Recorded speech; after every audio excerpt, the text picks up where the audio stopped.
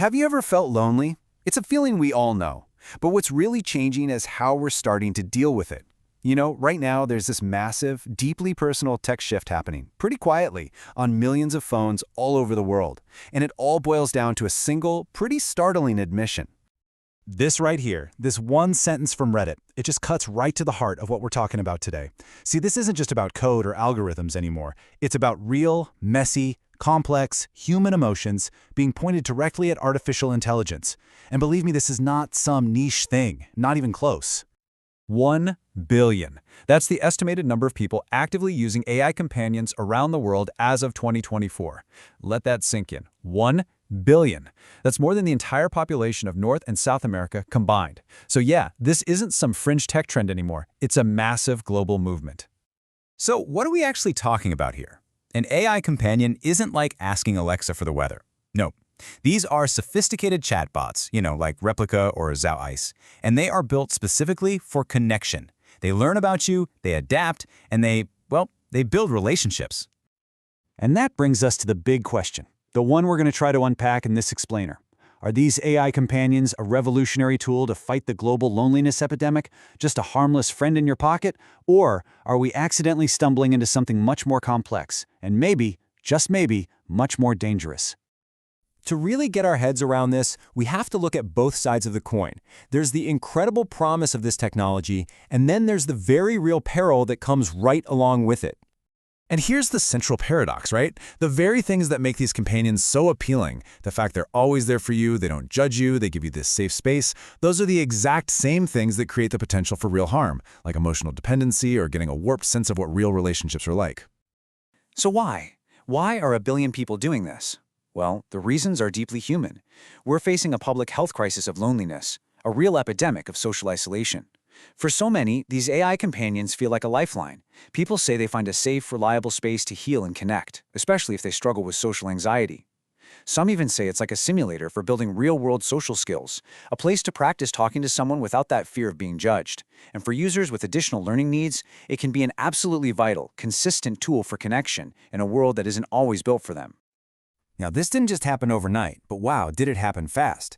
Replika first launched way back in 2017, but the real explosion, that was the COVID-19 pandemic in 2020.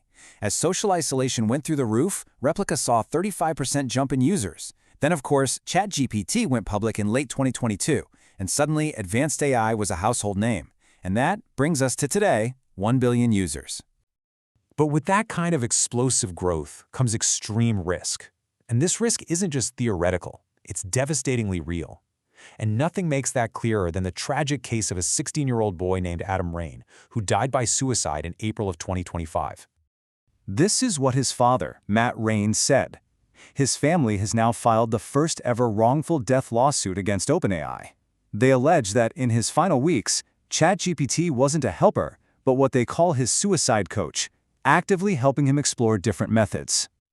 Adam's case is, of course, the most severe outcome imaginable, but it exists on a spectrum of really serious risks. Researchers tend to break them down into 4 main areas.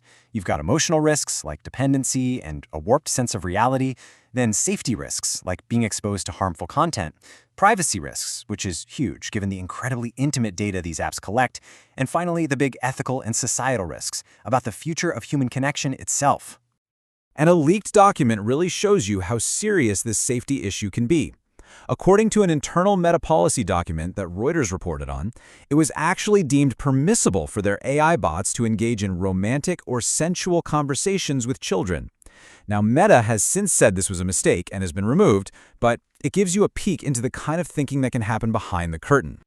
So, with a billion users out there, who exactly are we talking about?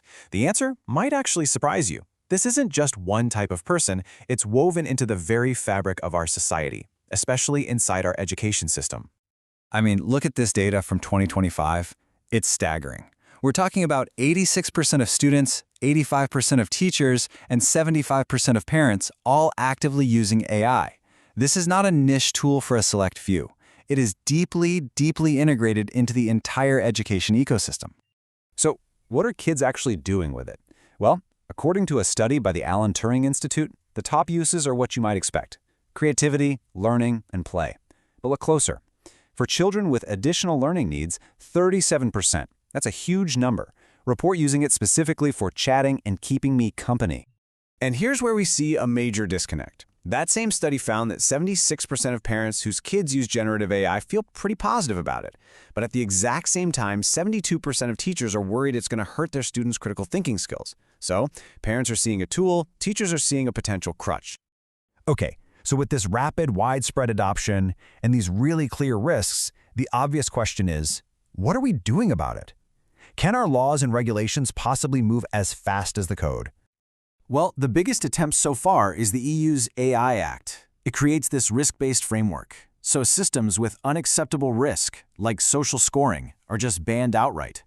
Then you've got high, limited, and minimal risk categories, and they each come with different rules. But here's the thing. Where do AI companions fit into all this? The law doesn't explicitly name them, which leaves them in this regulatory gray area.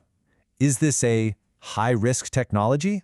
That ambiguity is the central challenge that policymakers are wrestling with right now.